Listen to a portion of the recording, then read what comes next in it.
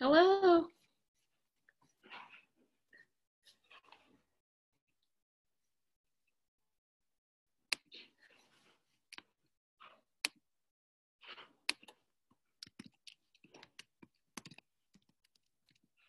Can you hear me, Doreen? No.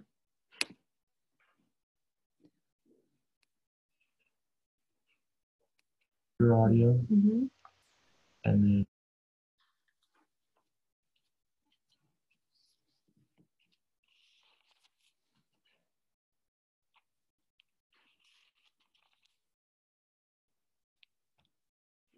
Hi, Pete. We're going to the party already.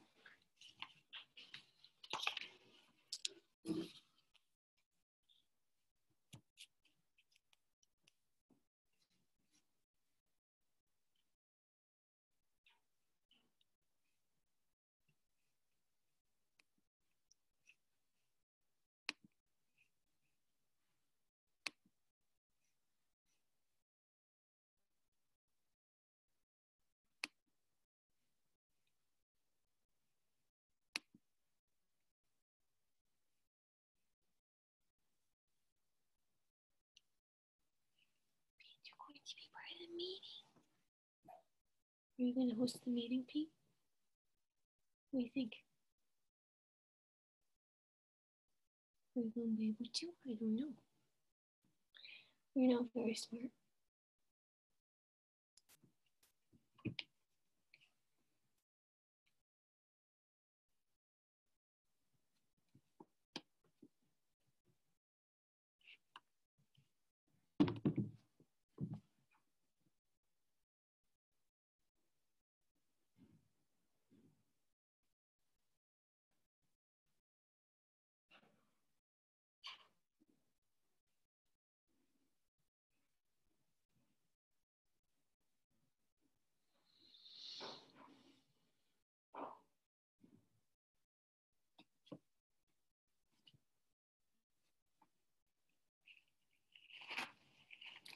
Hey.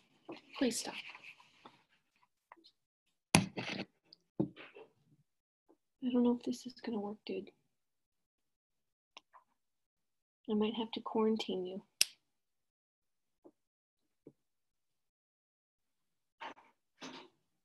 I might have to quarantine you.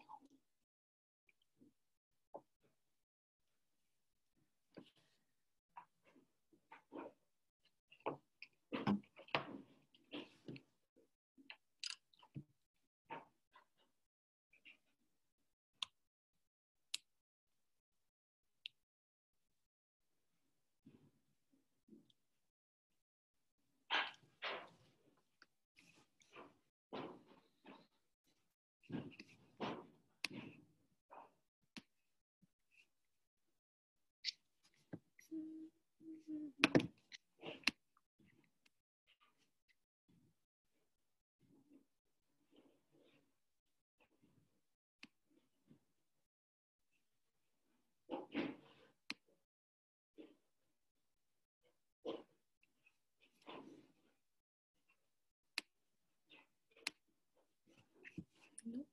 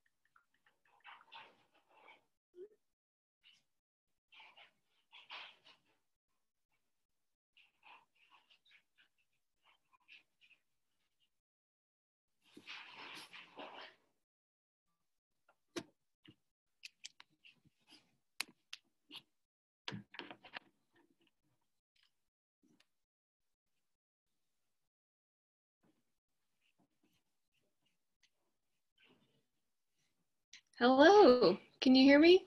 Yeah, can you hear me? Was. Hello. Hi, how are you?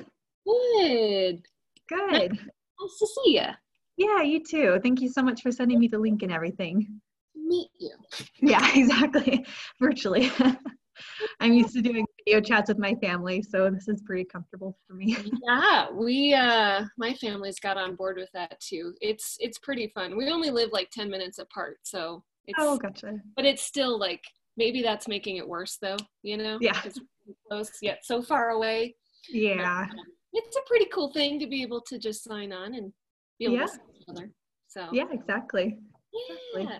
So yeah, before some other people sign on, Candace, I'll just Yeah. kind of give you a sort of a grand overview of Okay. basically different kind of councils and offices and such that we have that you possibly can participate in if you'd Okay. like to. Yeah, that's great. One of the councils that right now we are basically doing a grand overhaul is the Okay. Council on Public Affairs. Okay. And that council deals with basically our public view, not our view, but the public's view of the us. Colorado Dental Hygiene Association. So we partner with different organizations like the Nursing Association and the, you name it, basically. Right. Or getting out and doing things, volunteering at like the Colfax Marathon Oh, or gotcha. Okay. the Sjogren's Walk, which Yeah. unfortunately both of those are rescheduled. But Oh, right. it's Yeah. kind of like doing little things like that. But like I said, that, excuse me, that council is, we actually just recently had like a strategic planning meeting. So we're kind of like figuring out what our vision is, where we want to go, what we want to do specifically. And we do have another Zoom meeting like this coming up on Saturday, the 25th. Okay. So if you're just curious about that, you could certainly join us. It's from 9 a.m. to 11 a.m. on Saturday, the 25th. Okay. And I can definitely send you that info if you'd like it. But that's kind of I like being on that council because we do a lot of kind of different things. And the fact that it's right now changing a little bit, it might be a good time to jump in there and just be a part of that. So that's one of the councils. We have four total councils. The Council on Education, that council deals a lot with setting up CEs. Okay. So setting up any kind of continuing ed courses around the state. That is like the biggest challenge, for Colorado, because we are so spread out. Yeah. And we've really tried to figure out, how can we reach Pagosa Springs? Like, how can we reach the hygienists down there? There's hygienists everywhere, of course. Right. But, some people are really isolated. So, that committee kind of just helps figure, the best way to reach everybody, basically, which I think we're learning a lot about how amazing the beauty of technology can be in this situation. So that's been kind of fun. Let's see. And then we have the council, Council on Membership, which I'm the chair of the Council on Membership, which what don't we do, honestly? It's busy, it's fun. Right now our big push is with the students. The students are all getting ready, well, I was just gonna say they're all getting ready to graduate, hopefully graduating soon. But we're putting together like a little goodie bag for them with like different information about basically how to like transition their membership from their student organization, the benefits of being a member, but also we have a package of us. Oh, here's Val wanting to come in. A package of some scalers and some goodies. And so that's been pretty fun. I have a place in my heart for the students, so it's been fun to. Hi, Candace. Hi, how are you, Valerie? I'm good. How are you? Yeah, good. Good to see you. We know each other? She was in the class below me. Yeah, exactly. Thanks for being our de facto unemployment guru. Oh, you're welcome. I didn't mind at all. Awesome. Well, thanks for coming. Yeah. I Yeah, was I'm giving excited. Candace the rundown, Val, on all the different committees. Oh, great. You want to get involved? Yeah, I want to get more involved. Yeah. So I was just telling her about the membership committee. Like right now we have a big push for the students, talking about that. Val is on my committee. She is the chair for the Explorer. And so her and I kind of she does most of it, but we kind of work together to put together that publication that we put out every 2 months. Oh, All great. the fun graphics are Amy and the Nice. video. Yeah. We have a good time.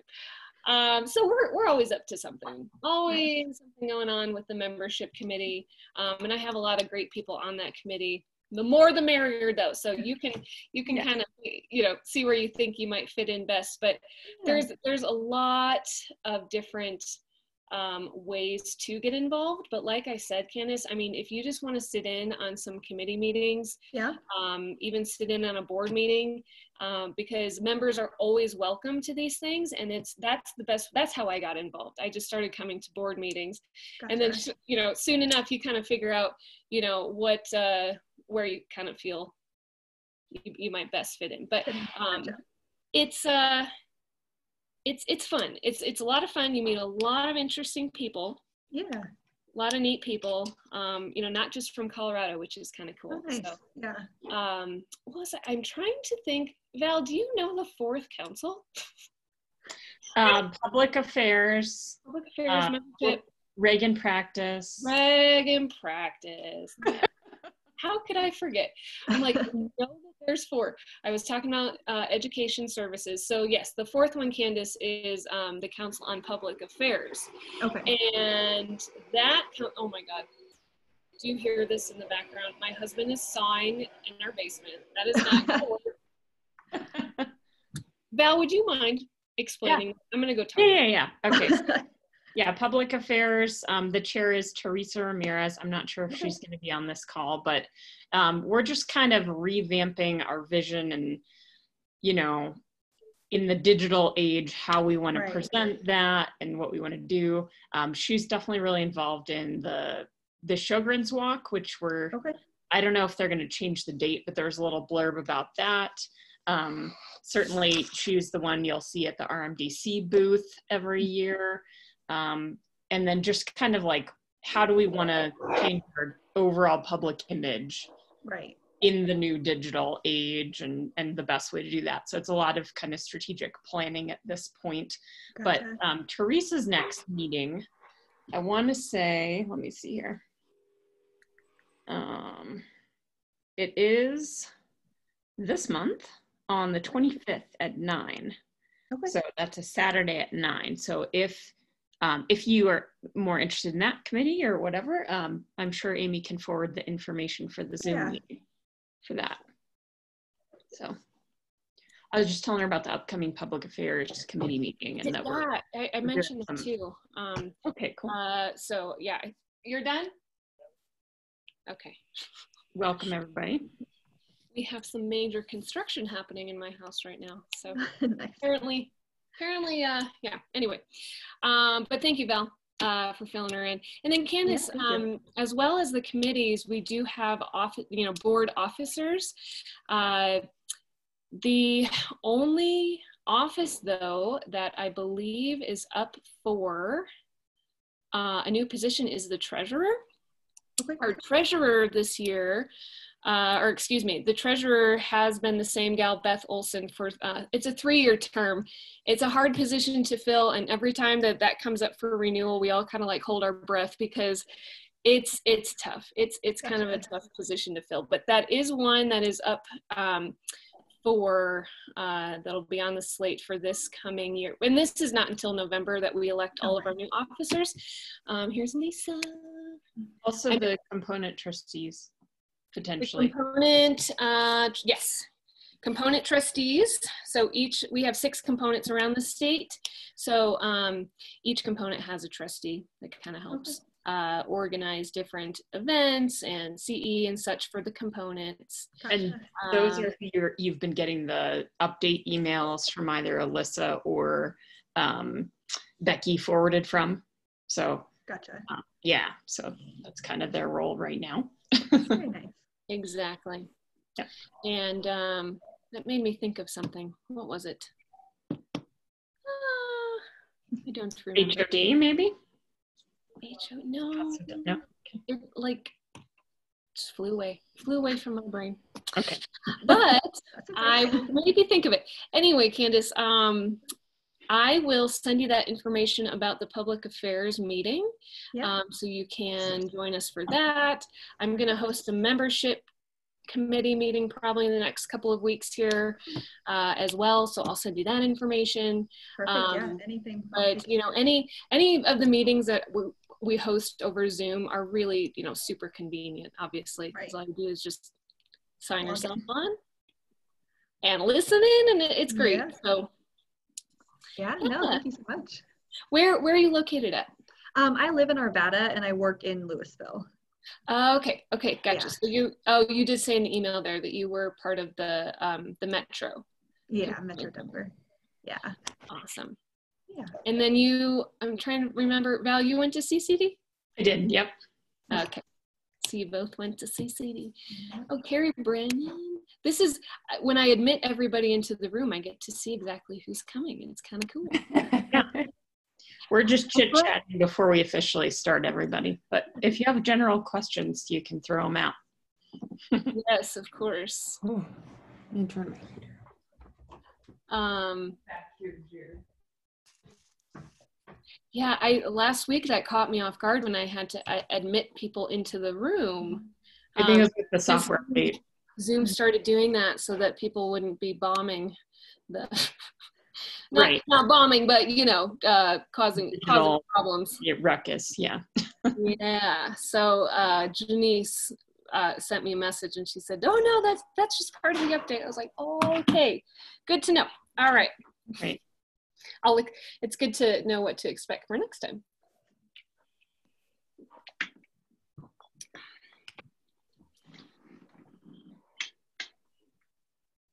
Here's Bethany, Tabitha, Lori. Lots of people signing on. Right. Hi guys. Hi Amy. Hi. Hey Carrie.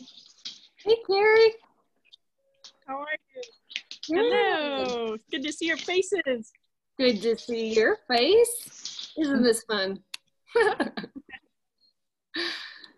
It is. We need a CODHA Brady Bunch theme of sorts. I love it. Right. I love it.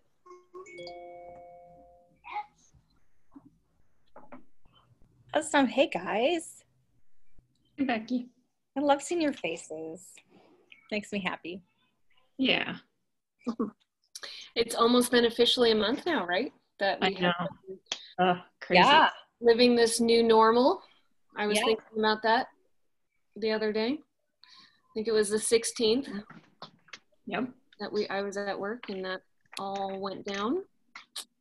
So Becky, Yeah. our guest will be joining us shortly. Okay. I will go ahead and get started and then I'll introduce you and we can go from there. How's that sound? That's great. Awesome. Well, we've got lots of people signed on. We have even more people like continuing to sign on here. So I'll try to keep a note over here so I can keep checking. Last week I accidentally had like 8 people waiting in the waiting room and I didn't realize that I had to admit people in. So I'm not let that happen this week. So thank you all for joining us for our second Tuesday Zoom meeting with the Colorado Dental Hygiene Association. My name is Amy Rezvani. I am the current chair of membership. And yes, like I said, welcome to our chat here. I want to, first of all, say a big thank you to everybody that is a member. Now more than ever, it's so important to be a member of your professional associations, just with all the different advocacy efforts going on and all of the legislative sort of things that, you know, we really are tied close to, and we appreciate every single member, even if you're not currently active. Your dues are working very, very hard for you right now. So thank you for that. Also, I want to direct you always to our website. We have amazing resources on there. Alyssa and Becky have been absolutely amazing at keeping us all up to date with all the changes happening. Our website is the latest and greatest information that you can that's available to us. So please use that as your resource for all of the COVID information. And today, we're very excited. We do have a special guest that is a licensed counselor. She'll be joining us here in just about 5-10 minutes or so. And she'll be giving us some good information about how to sort of manage this challenging time. And so before she signs on, I do want to turn it over to our Madam President, our wonderful Becky Comstadt, and she can just give us a brief update and chat with us for a little bit until our friend Lori does sign on. Megan, quiet. All right, hey guys, and just a reminder, if you are not talking or have a question, just mute yourself so the background noise is down. So I am super excited about having a counselor on here today to just talk to us about mental health and sanity during this time. I think I've officially had like 2 breakdowns now because being home with my children is hard. So yes, we can all learn some new things here. I did want to just say, I don't have like any great answers. You know, everybody wants to know what's PPE going to look like. When are we going back to the office? I don't have any answers. You know, officially it's still the 27th, I believe. I was just listening to the virtual town hall that CDA put on, and that's on their website. And I would encourage you guys to watch that if you haven't. They basically just take all the questions that dentists have sent in and just answer them. And so many of them are about PPE. And when we'll go back. But I think the general consensus is that there may be another announcement from the governor closer to the time to go back. You know, we're still really waiting on the official recommendations for PPE from OSHA and the CDC. You know, we are great with our PPE for bloodborne pathogens. This airborne pathogen is just a whole new ballgame right now. So you know, I think the consensus or some of the thought is that we'll have to wear the face masks, possibly hair nets, possibly gowns. Trying to think, Lisa was on it. It looks like she just said it was informative. So yeah, I would really go on there. It's going to answer a lot of questions. And I think too, just, you know, hygiene in general can be so isolating, and you can kind of feel like you were alone in your questions and struggles. And so listening to something like that, and then, you know, coming to these things just helps you feel like, okay, it's not all on your shoulders. You don't have to search for all the answers. You know, there's lots of people working on this. And so it's just, I thought it was just kind of really calming. Just like, okay, things are going to be okay. It'll be different, but it'll be okay. So that was kind of my, I don't know, really all I wanted to share. I don't know if anybody has any questions real quick before the counselor jumps on. We've got lots of people with answers on this conversation right now. We've got Lisa Westhoff, our president-elect, and Lori Galeri. Hi, Lori. So yeah, I don't know. Are there any students on here? I was curious. I don't know. We were trying to reach out to them. If you guys know any students, I know they're really struggling right now, or that's what I keep hearing. You know, boards are just so up in the air. And so if you guys know anybody, just really try to encourage them. The Explorer, our quarterly newsletter just came out, really focusing on students. So you could pass that along to them too. But yeah, there's some, I guess, that are even questioning if hygiene is what they should be going into, just because they see these posts on Facebook about, you know, hygienists really griping about the doctors that they work for. And, you know, it's just too bad. I think a lot of us on here really love hygiene and see the good in it. And yeah, this is a challenging time, but we'll get through it. But the students, a lot of them are just really struggling. So I just encourage you to reach out if you know anybody. Yep. I agree. That's a good reminder. Because I couldn't imagine being a student right now. It would be one of the scariest things possible, I think. Mm-hmm. It's stressful already, and then to have so many unknowns would be really tough. But I just finished all of our goodie bags for the students, so we'll be delivering those hopefully sometime soon. I added some extra things in there, so I opened them all up, and yeah, they're ready for delivery finally. So That's awesome. Yeah. It doesn't look like Lori's on with us just yet. I did tell her 4:10, but does anybody have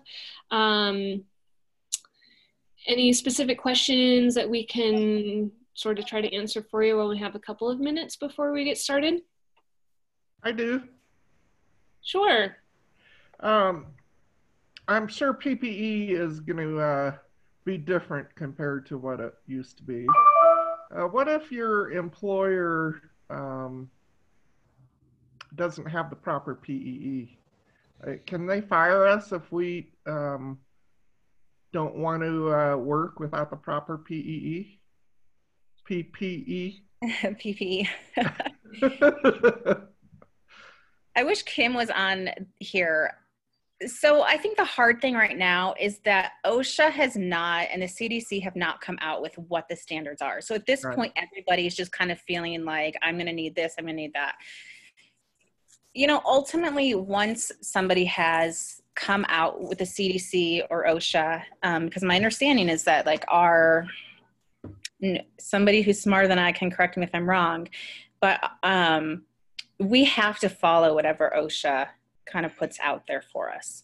And so if our employer is not providing that, then they should be liable or in trouble. I mean, you are not supposed to work with substandard protection. You know, that's what OSHA is there, right. OSHA and the CDC to protect us and our patients.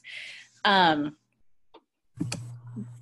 know, the expectation is that what was that? I'm doing Kim's class tomorrow. I wanted to wait. Oh, good.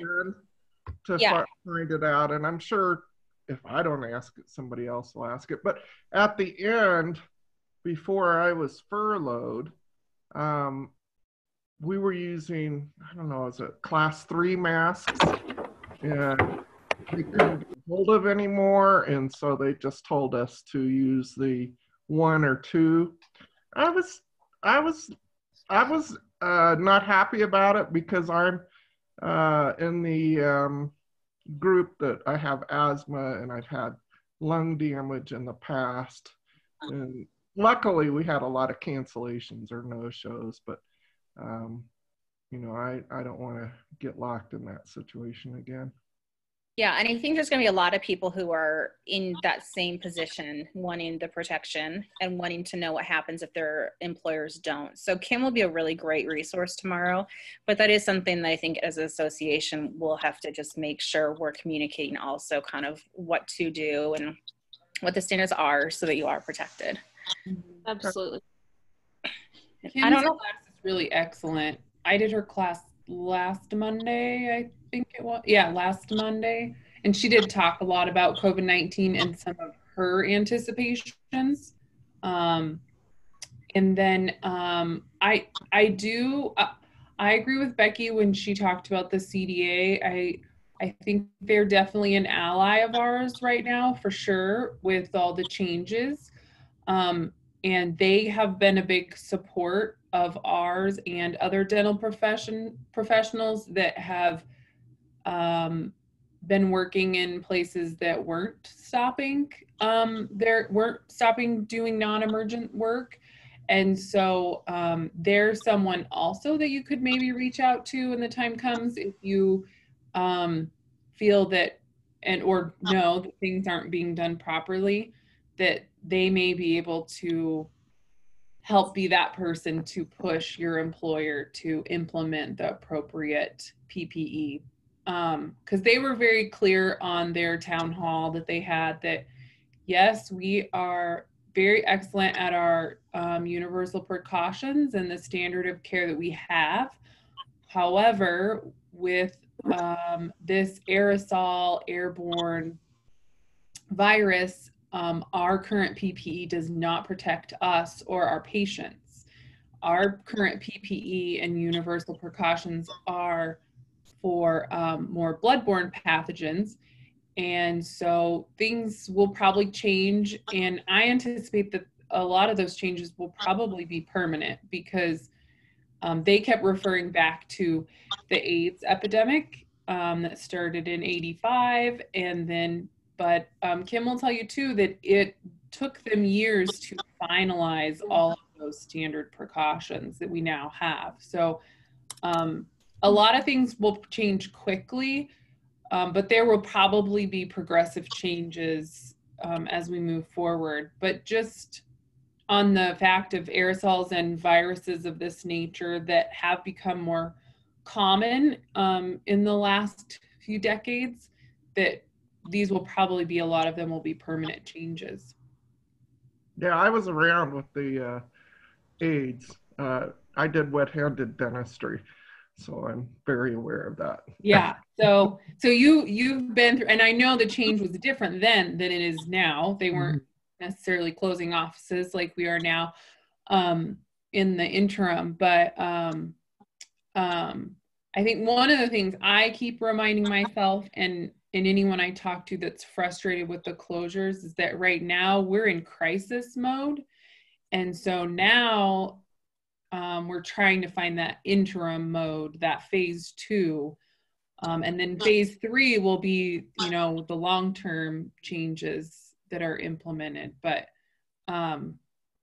it's not going to be a light switch, which I think there's lots of providers that wish it would, and I wish it was the case, but unfortunately it's not.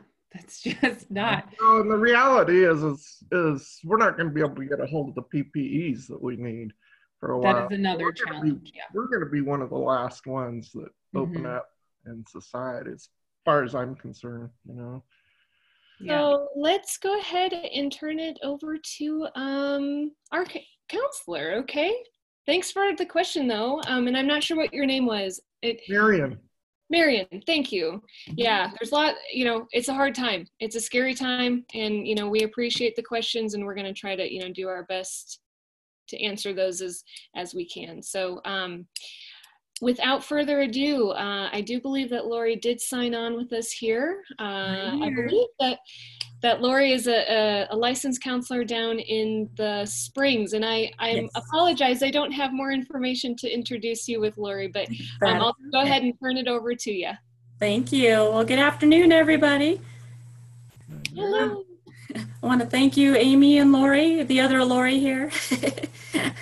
We know each other from another organization, and for reaching out to me and wanting to give you guys some actual tips and tricks you can do to manage this anxiety during this horrible time that we're going through in history. So I'd like to share my screen with you, and I'm going to share a ebook. It's a real short ebook that I've been using with all my clients these last couple of weeks. So we're just going to kind of go through that, and then we'll see how much time we have left, and we might do an activity. So we'll go on over here. Whoop.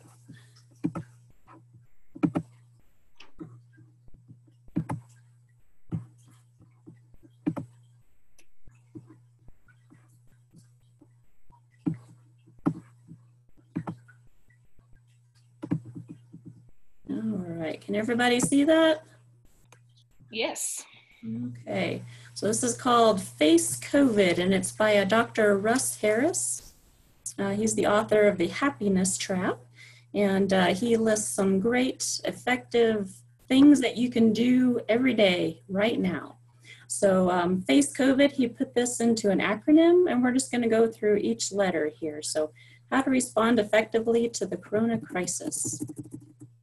So Face COVID is a set of practical steps for responding effectively to the corona crisis. And I remember hearing you guys say just a minute ago, it's a crisis. Using the principles of acceptance and commitment therapy, ACT for short. Here's a quick summary of the key steps, and in the pages that follow, we'll explore them all in more depth. So basically, first and foremost, F, focus on what's in your control. A, acknowledge your thoughts and feelings. C, come back into your body. E, engage in what you're doing. C, committed action. O, opening up. V, values. I, identify resources. And D, disinfect and distance. So you guys are probably pretty well versed in the disinfect and distance. So, all right, so the first one, F, focus on what's in your control. So the corona crisis can affect us in many different ways. So I'm sure you all have your own unique ways of how you're trying to cope with this situation. So as they say on that end of that first paragraph, the list goes on. So we'll just go on to this next paragraph. So, and when we are facing a crisis of any sort, fear and anxiety are inevitable. They are normal, natural responses to challenging situations, infused with danger and uncertainty. It's all too easy to get lost in worrying and ruminating about all sorts of things that are out of your control.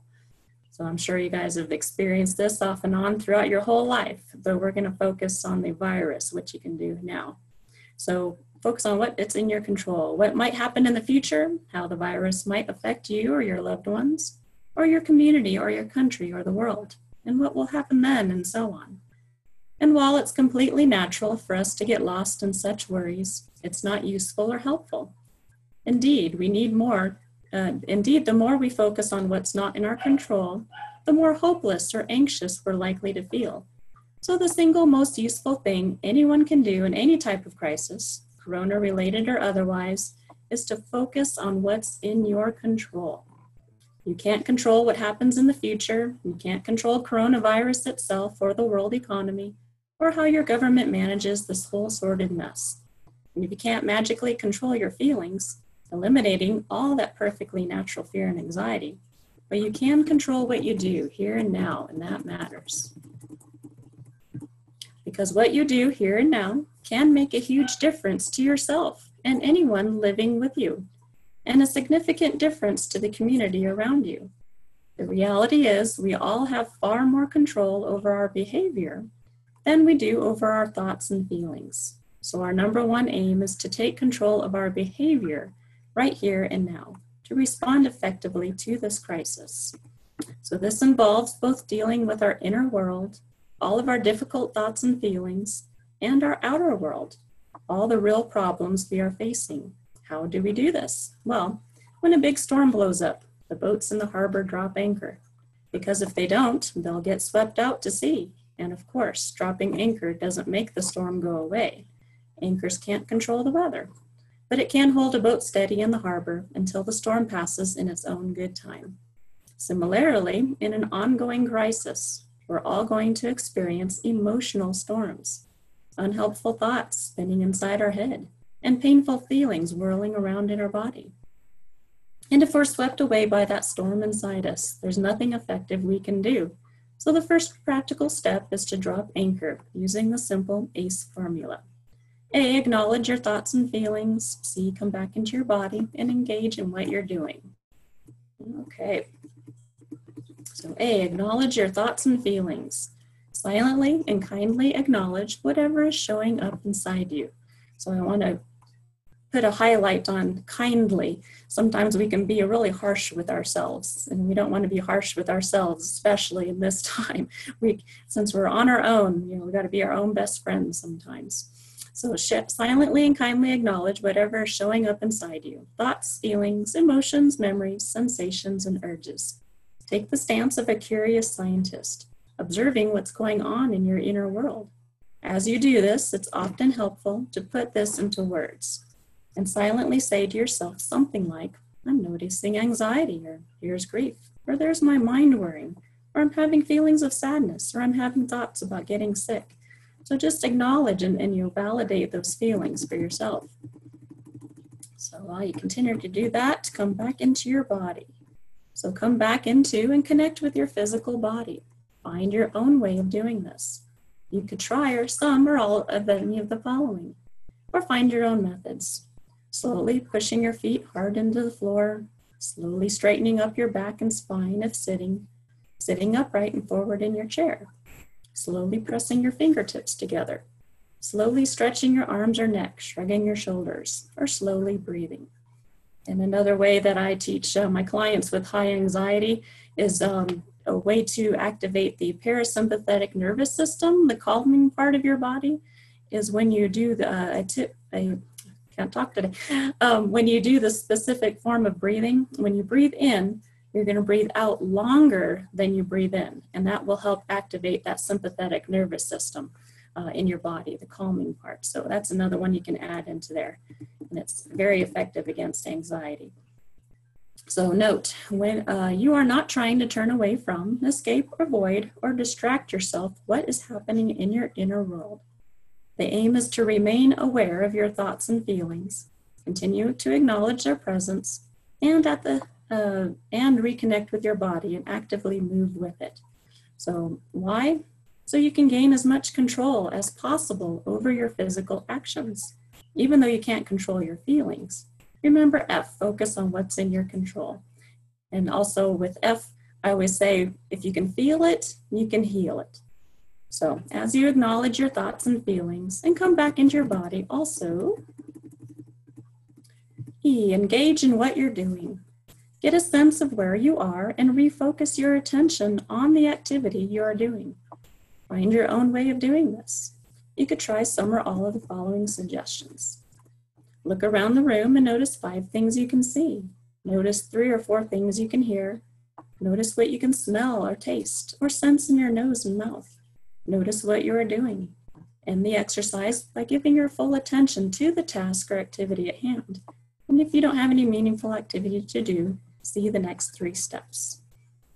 And then you can also, this is actually a grounding exercise, a very common grounding exercise that you can use when you have like a panic attack starting or an anxiety attack. This is a wonderful, wonderful technique.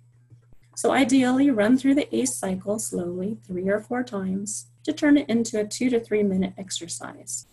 If you wish to get to help you get the hang of this, you can download some free audio recordings. So, and then the link is right there. And also I've emailed Amy a 1-page information, several different links to several different resources. So this ebook will be on there, so you can come back to it at any time. So, but there's the link to some other resources. All right, so note, please don't skip the A of ACE. It's so important to keep acknowledging the thoughts and feelings present, especially if they're difficult or uncomfortable. If you skip the A, this exercise will turn into a distraction technique, which is not supposed to be. Dropping anchor is a very useful skill. You can use it for handling difficult thoughts, feelings, emotions, memories, urges, and sensations more effectively. Switching off autopilot and engaging in life. Grounding and steadying yourself in difficult situations. Disrupting rumination, obsessing and worrying, and focusing your attention on the task or activity you're doing. The better you anchor yourself in the here and now, the more control you have over your actions, which makes it a lot easier to do the next steps. So we'll get into the COVID. So C is committed action. Committed action means effective action, guided by your core values. Action you take because it's truly important to you. Action you can take even if it brings up difficult thoughts and feelings. Once you have dropped anchor, using the ACE formula, you will have a lot of control over your actions, so this makes it easier to do the things that truly matter. Now, obviously, that includes all those protective measures against corona, frequent hand washing, social distancing, and so on. But in addition to those fundamentals of effective action, consider, what are the simple ways to look after yourself, those you live with, and those you can realistically help? What kind, caring, supportive deeds can you do? Can you say some kind words to someone in distress, in person or via a phone call or text message? Can you help someone out with a task or a chore or cook a meal? Or hold someone's hand or play a game with a young child? Can you comfort and soothe someone who is sick? or in the most serious of cases, nurse them and access whatever medical assistance is available. So once we can get out of our own heads and do one of these things, you're not going to be thinking about how worried you are about the future, you know, what may or may not happen. So this is a good way to get out of our own minds. And if you're spending a lot of time at home, amen to that, through self-isolation or forced quarantine or social distancing, what are the most effective ways to spend that time? You may want to consider physical exercises to stay fit, cooking as healthy food as possible, given restrictions, and doing meaningful activities by yourself or with others. And if you're familiar with acceptance and commitment therapy or other mindfulness-based approaches, how can you actively practice some of these mindfulness skills? Repeatedly throughout the day, ask yourself, what can I do right now, no matter how small it may be, that improves life for myself, for others I live with, or people in my community? And whatever the answer is, do it and engage in it fully.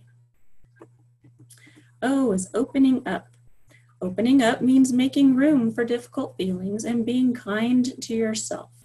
Difficult feelings are guaranteed to keep on showing up as this crisis unfolds. Fear, anxiety, anger, sadness, guilt, loneliness, frustration, confusion, and many more. And we can cycle through many of those in one day. I'm sure many of you have experienced this.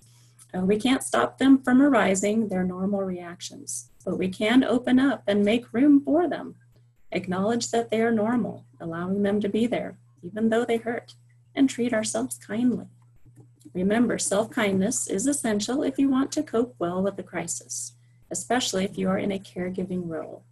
If you've ever flown on a plane, you've heard this message. In event of an emergency, put on your own oxygen mask before assisting others. Well, self-kindness is your own oxygen mask. If you need to look after others, you'll do it a whole lot better if you're also taking good care of yourself. So ask yourself, if someone I loved was going through this experience, feeling what I am feeling, if I wanted to be kind and caring towards them, how would I treat them? How would I behave towards them? What might I say or do? Then try treating yourself the same way. So for more on self-kindness, there's another link there that you can do. And I also teach self-kindness, self-compassion in my practice. V, values. Committed action should be guided by your core values. What do you want to stand for in the face of this crisis? What sort of person do you want to be as you go through this? How do you want to treat yourself and others? And also another question I like to put on there is, how do you want to be after this is all over, when we go back to our normal? Is that normal going to be a normal from the past, or is it going to be a new normal? So your values might include love, respect, humor, patience, courage, honesty, caring, openness, kindness, or numerous others. Look for ways to sprinkle these values into your day. Let them guide and motivate your committed action. Of course, as this crisis unfolds, there will be all sorts of obstacles in your life. Goals you can't achieve, things you can't do, problems for which there are no simple solutions. But you can still live your values in a myriad of different ways, even in the face of all those challenges. Especially come back to your values of kindness and caring. Consider, what are kind, caring ways you can treat yourself as you go through this? What are kind words you can say to yourself, kind deeds you can do for yourself? What are kind ways you can treat others who are suffering? What are kind, caring ways of contributing to the well-being of your community? What can you say and do that will enable you to look back in years to come and feel proud of your response? I, identify resources. So identify resources for help, assistance, support, and advice. So this includes everybody in your circle. And make sure you know the emergency helpline phone numbers, including psychological help if required. And then reach out to social networks, your professional networks. I'm glad to see that you guys have this Zoom meeting that is, I think it's once a week or once a month I saw in the email. So that's wonderful. So keep in touch with people. So D, and then the last one here, you guys already know this, disinfect and distance physically.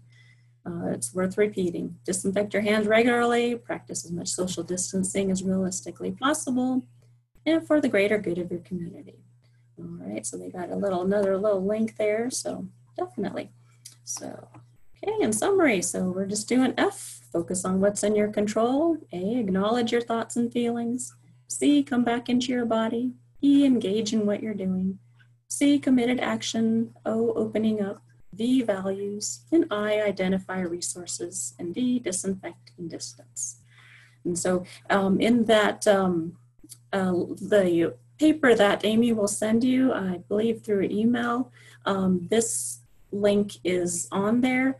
So this is a free ebook that Dr. Russ Harris has put out to the public. So you can, after you use it, you can email it to other, friends and family, people in the community. You can use it however you like, because everybody needs a few little tips and tricks at one point or another. So, alrighty, so I'm gonna step back here, and then we are going to do a little activity. Alrighty. Can everybody hear me okay? Yes. Okay.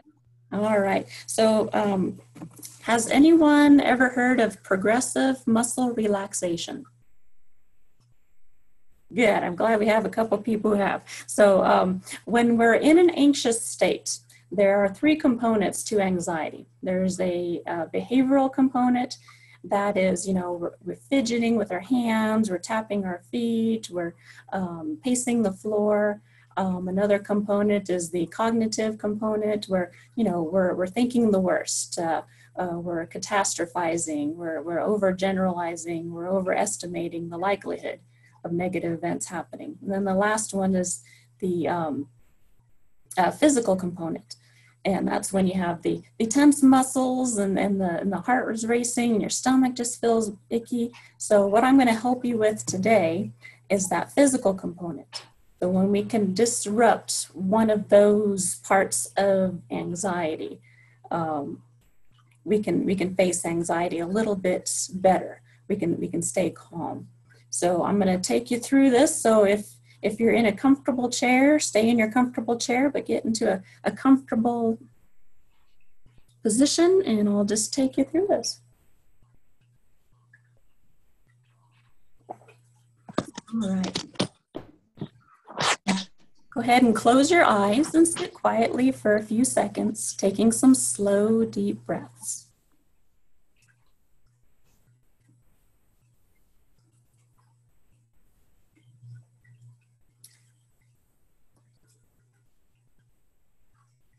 Now build up the tension in your lower arms by making fists with your hands and pulling up on your wrists.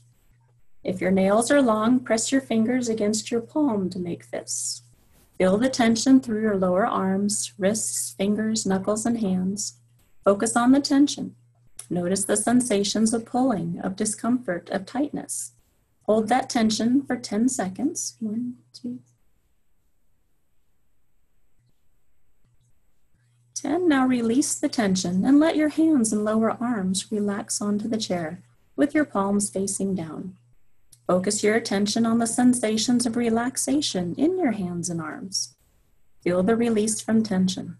Relax the muscles, and as you relax, breathe smoothly and slowly from your abdomen.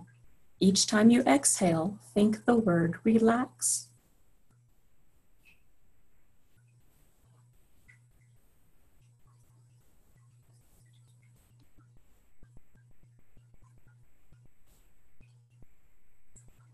Now build up the tension in your upper arms by pulling your arms back and in toward your sides.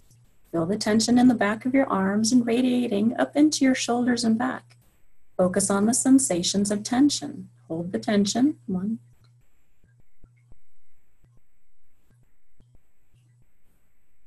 Now release your arms and let them relax. Focus on your upper arms and feel the difference compared with tension. Your arms might feel heavy, warm, and relaxed. As you relax, breathe smoothly and slowly from your abdomen. Each time you exhale, think the word relax.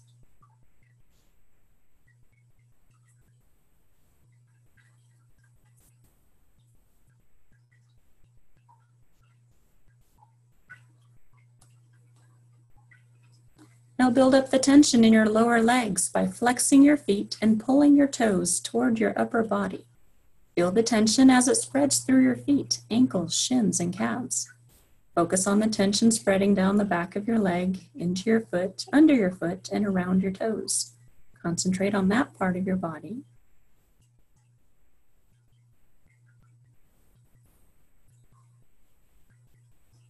Now release the tension. Let your legs relax heavily onto the chair or bed. Feel the difference in the muscles as they relax. Feel the release from tension, the sense of comfort, and the warmth and heaviness of relaxation. As you breathe smoothly and slowly, think the word relax each time you exhale.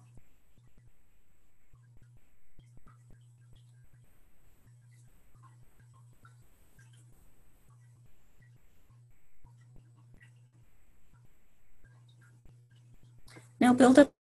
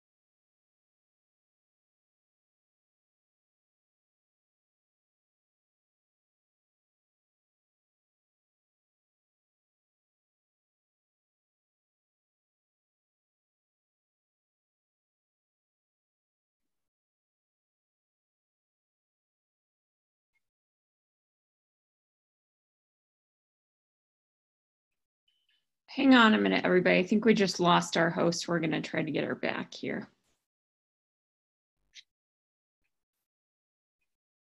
Can you hear me? Yeah?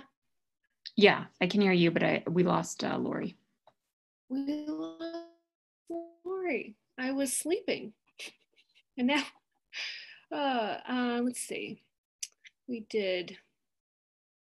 Well, hopefully she will. Let's see if I can send her a message.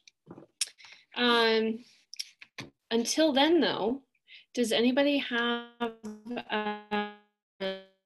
any takeaways from anything that Lori said? I really liked the part about, what can I do right now? What is something meaningful that I can do when I'm starting to feel like a little panicky or disoriented? Myself, what's something meaningful I can do for somebody else? So I thought that was pretty great. Here's Lori coming back.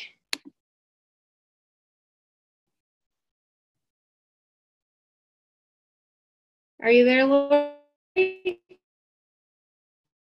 Let's see. There she is. Oh, I think you might be on mute. Let's see here. No? All right. There you are. My internet did a little blurb right there, so sorry for interrupting your relaxation there. So, okay, we'll go ahead and continue. Okay. All right, so go ahead and close your eyes again, get comfortable position, and now build up the tension in your stomach by pulling your stomach in toward your spine very tightly. Feel the tension, feel the tightness, and focus on that part of your body.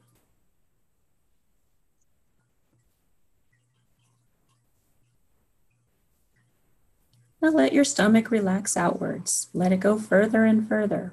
Feel the sense of warmth circulating across your stomach. Feel the comfort of relaxation. And as you breathe smoothly and slowly, think the word relax each time you exhale.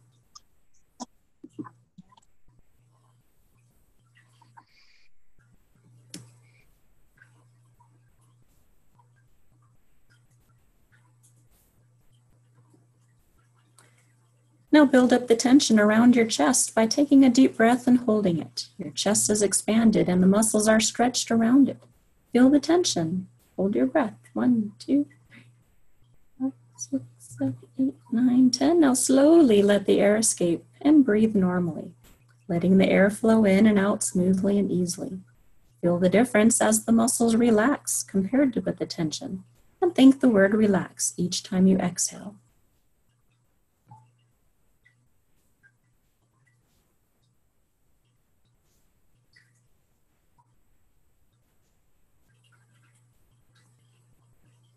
Imagine that your shoulders are on strings and pulled up toward your ears.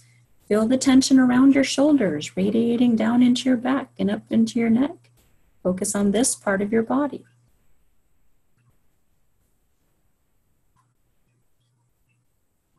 And then let your shoulders droop. Relax and let them droop further and further. Feel the sense of relaxation around your neck and shoulders. Concentrate on this sensation of relaxation. And as you breathe smoothly and slowly, think the word relax each time you exhale.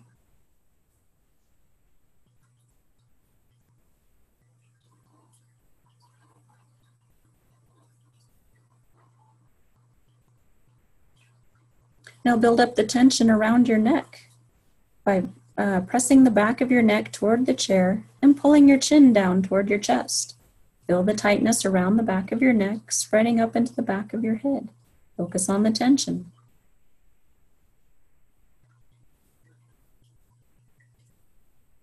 Now release the tension, letting your head rest comfortably. Concentrate on the relaxation and feel the difference from the tension. As you breathe smoothly and slowly, think the word relax each time you exhale.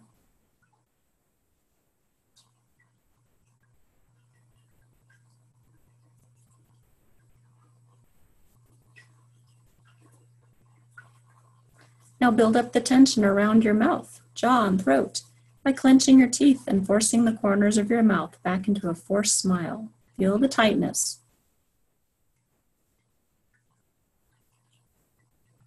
Now release the tension, letting your mouth drop open and the muscles around your throat and jaw relax. Concentrate on the difference in the sensations in that part of your body. As you breathe smoothly and slowly, think the word relax each time you exhale.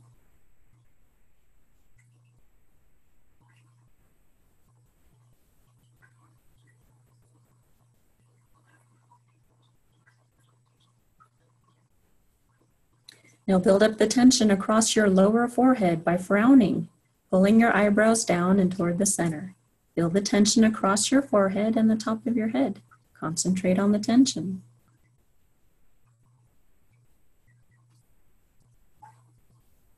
And now release, smoothing out the wrinkles and letting your forehead relax. Feel the difference as you relax. As you breathe smoothly and slowly, think the word relax each time you exhale.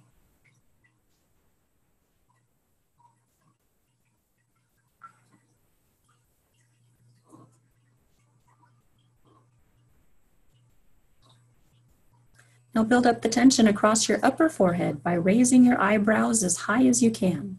Feel the wrinkling and pulling sensations across your forehead and the top of your head. Hold the tension.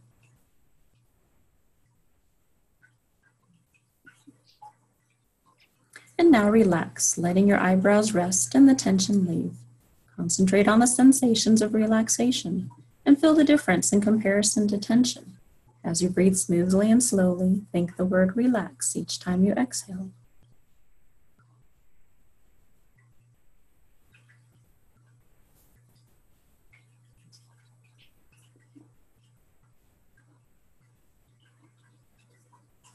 Now your whole body is feeling relaxed and comfortable. As you feel yourself becoming even more relaxed, count from 1 to 5. 1, letting all of the tension leave your body. 2, sinking further and further into relaxation. 3, feeling more and more relaxed. 4, feeling very relaxed. And 5, feeling deeply relaxed. As you spend a moment in this relaxed state, think about your breathing. Feel the cool air as you breathe in and the warm air as you breathe out. Your breathing is slow and regular. Every time you breathe out, think the word relax. And we'll hold this for a minute.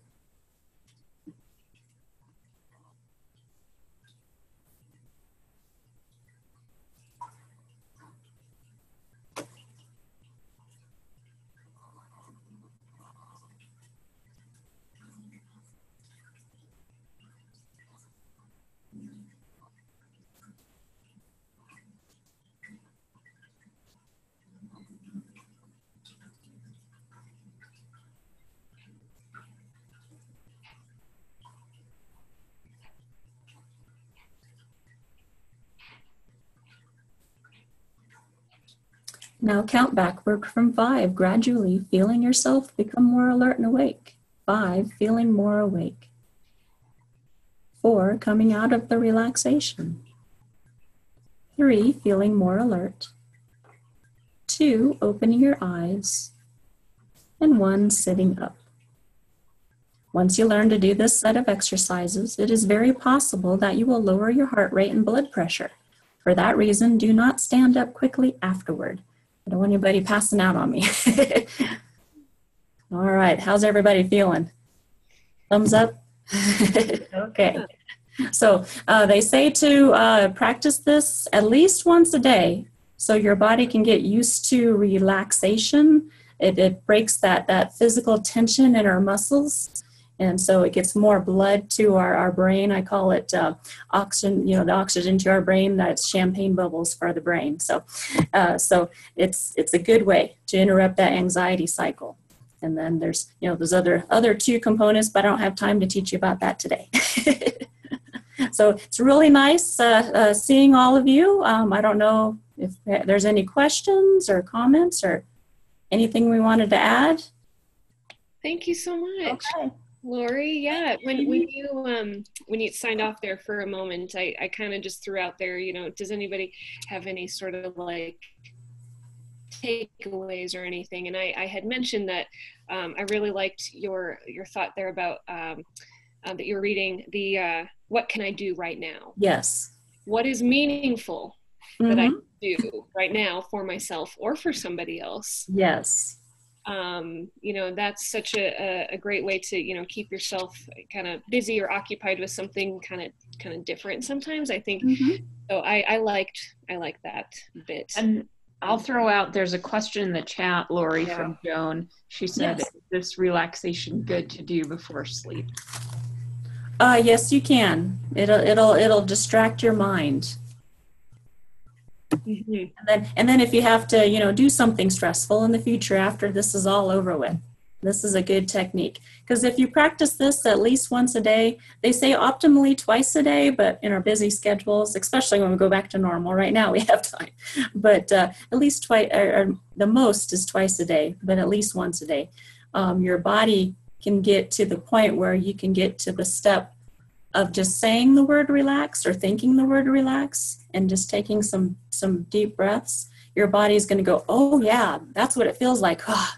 You're going to have that physical release of that tension in the muscles. So if you practice it for a few weeks, you're getting good results, then you can back off on the number of muscle groups that you do as well. So until you can get to just one step. So it's a good thing to do. Yeah. Yeah. Does anybody else have any other takeaways or questions for Lori right now? I will share the information, the document that she shared with me. And if it's okay, Lori, can I share your email address? I sure can. And then you can find my website on the internet. It's autumnleavescounseling.com. And that'll get you to my website and all my other contact information and information about my practice. Awesome. Perfect. I will definitely make sure that I pass that information along with the document that you sent. But yeah, does anybody else have any comments or questions for Lori? They're so relaxed. Oh, I feel there's another one in the chat that says, also from Lori, can you share thoughts about limiting TV and news watching? Oh, definitely. This is thank you, Lori, for bringing that up. I forget to mention that. But yes, let's just limit, maybe first thing in the morning or on your lunch break, 15 minutes max. Because even if I get down that rabbit hole, there's all this information out there. You start clicking on different things and before you know it, you're an hour, 2 hours in, and you're like, oh my gosh, we're all gonna die, So we want to limit that as much as possible. So 15 minutes max per day, and don't do it before you go to bed, because whatever you watch, read, hear before you go to bed, that's gonna input into your dreams at night. So, or it might cause you not to be able to sleep at all. So. Nightmares. Yes, no nightmares. We don't want to add to our regular nightmares. No. I don't have any kids myself, but I would imagine if there's some kiddos of people feeling anxiety, what's a simpler version that we could maybe teach to them? You can go through this as well. I have many clients who do teach this to their kids. They'll do it together, you know, and you can find, you know, you can just go on YouTube. You can learn anything on YouTube. Just put progressive muscle relaxation and it'll give you a guided audio recording of that. And all of them have a little bit different ways of doing it, but you'll get the same results. And then also in the links that Amy's going to email you, there are some children's helpful tips in there in one of the links for parenting, for marriage, for, you know, all kinds of stuff. So awesome. Thank you. Looks like one more question from Lori again. Do you like the meditation sites like Headspace? Oh, Headspace, I use that myself. I'll actually show you on my phone here. If everybody's familiar with that, I don't know if you could see. It's that little orange, white with an orange dot in the middle. That's Headspace, and I use that myself. And they have for sleep, they have for anxiety, they have for stress, they have for anger, they have all kinds of different meditations that you can do. And if you've never done any meditation, they have 3 basics courses where it'll take you step by step on how to do this meditation stuff. And they'll teach you, you know, a very common misnomer with meditation is a lot of people think they have to make their minds go blank while they're meditating. That's a falsehood. You're actually taking whatever thoughts, sensations that are going on, and you're going to do something with those. But they take you through step by step. And also Headspace. Do you all have a NPI number, National Provider Number? Most of us should, yeah. Okay. Headspace, I don't know if they're still doing it now, but they were giving a free subscription to those. Could we freeze again? What's that? What's that? I think something froze up again. But oh, okay. Did everyone hear what Lori said? So Headspace is, I don't know if they're doing it now, but if you go to the Headspace website, their main page, and you kind of scroll down the page, it'll say something like something for healthcare providers or something like that. And you'll click on that, and it'll take you over into like a sign up page, but it'll ask for your NPI number and the state that you're in, what it's associated with, and they'll give you a free subscription. Wow. So I've actually been using that myself because my subscription actually ended not too long ago, and I was happy to have that going on. So check that out. It's excellent. And in the Headspace, they also have for sleep, they have many different soundtracks to help you fall to sleep. So it's really cool. Really good to know. Yeah, that's awesome. I didn't know that. Yeah. I will definitely be checking that out. There you go. And the meditations, they're all from like 3 minutes to like a half an hour, and you can pick whatever time limit you want on one of them. So. Okay, cool. And I don't get paid by Headspace, but I really like it. We just have a couple of extra minutes. I think that Lisa did want to share a few things with us, but quickly, does anybody else have any comments or questions for our friend Lori? And again, thank you so much, Lori, for joining us. You're very welcome. Great. Nice to meet you all. That. But anybody else? Hey, Amy, it's Teresa. If you don't know your NPI number, you can go to C as in cat, M as in mouse, S as in sam.gov. And the majority of us should have an NPI number, or you should be able to apply for one, whether you're a private practice person or a public health person. And it's free. Yeah, good. Yeah, perfect. That's cms.gov, Teresa? Yes. Okay. I put it in the chat. Okay. Thank you. Mm-hmm. Anybody else?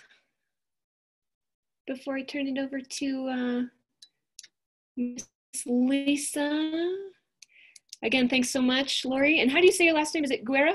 Guerra. Guerra. Yeah. Beautiful. Okay. The U is silent. But everybody says Guerra. That's okay. All right. Well, I will turn it over to Lisa, our president-elect. She can close us out here this afternoon. And be sure to join us, of course, next Tuesday at 4 p.m. But go ahead, Lisa. Thank you. I have to unmute myself. Well, that was great. I'm glad Lori was able to join us today. I've used Headspace before too, but I didn't realize that you could get that through your NPI number. So I may have to start using it again because I did really like it whenever I was using it in the past.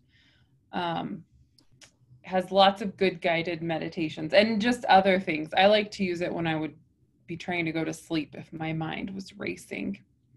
But I was going to share really quick, I know we only have a couple minutes, another site that has some information on it. It also is geared towards kind of meditation and self-care. Let's see if I can share my screen really quick.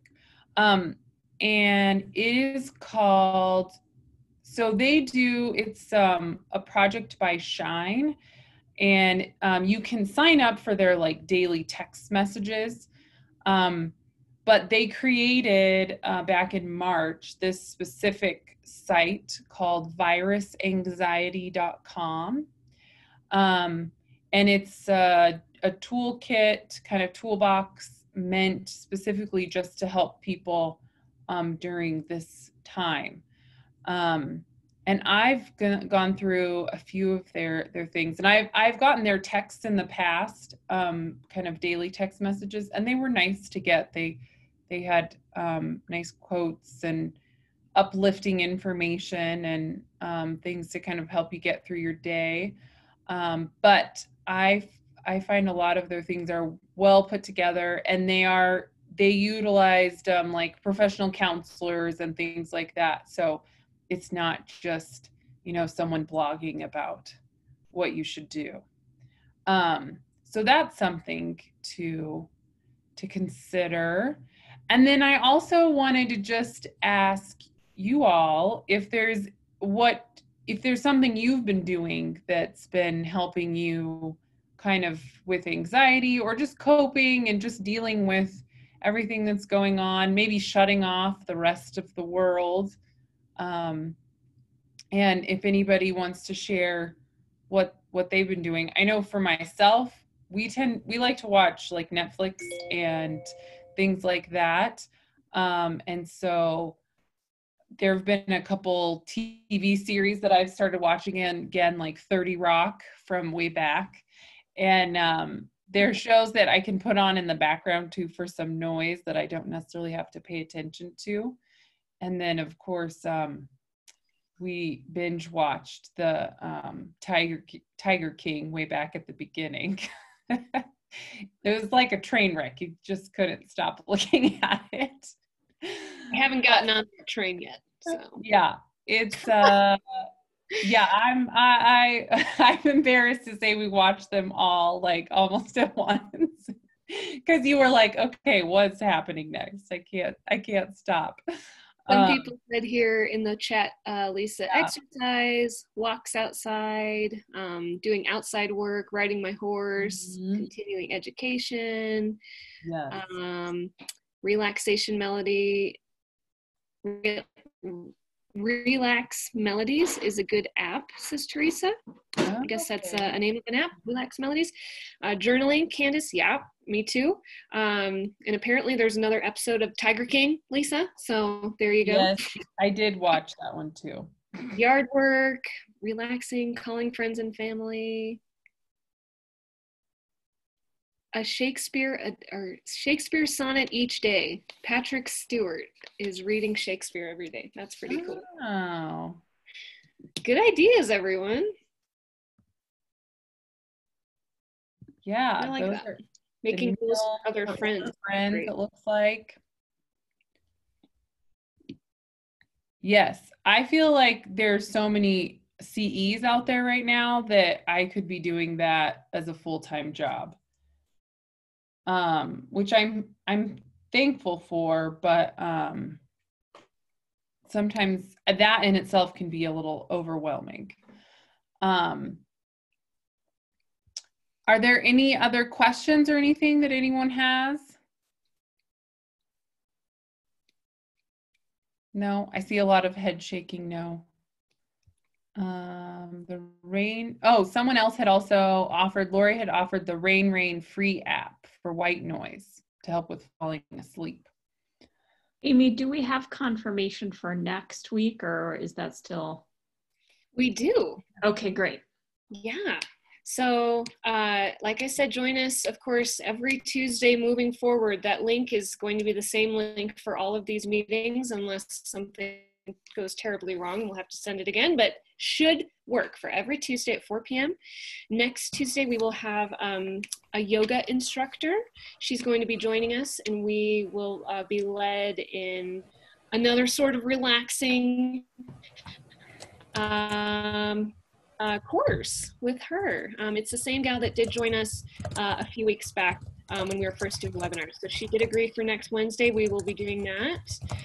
So dress comfy and join us for that. And then moving forward, we will be looking for ideas. You know, what do you all want to hear about? How can we best serve you? You know, there's lots of different, you know, kind of avenues that we could go with these chats, but we really do want to do things that, you know, are going to be well received. So if you do have any ideas, please email membership@codha.org. That goes directly to me, and I'd be more than happy to chat with you and some different ideas too. And I see all kinds of things happening in the chat here. But yeah, I did you have anything else, Lisa? Oh, I'm muted again. The only other thing I was going to say was to our kind of discussion at the very beginning is to like limit your information you're getting from social media. I think that helps a lot with anxiety, and just besides overload of information, but also inaccurate information a lot of times. And we have our COVID-19 information page on the CODHA.org website. And then CDA is planning to have future video webinars on what to expect for PPE. They are creating a protocol for opening, assuming that will be on the 27th, which is coming up kind of quickly. So you can, I did put their link to their, it's on, I don't even know how to say that, Vimeo, Vimeo, however you're supposed to pronounce that, up at the very beginning. And so I found it kind of calming to listen to the doctors today, or from yesterday on the video. They were very understanding, but also matter of fact, and stuck to the facts about what to possibly expect. But that they are coming out with more videos, and there are past videos too. So if you have some other questions, that may be a good source. Mm-hmm. Oh yeah, and it looks like Becky said they should all be on the CDA's website too. So that's an easy place to locate them.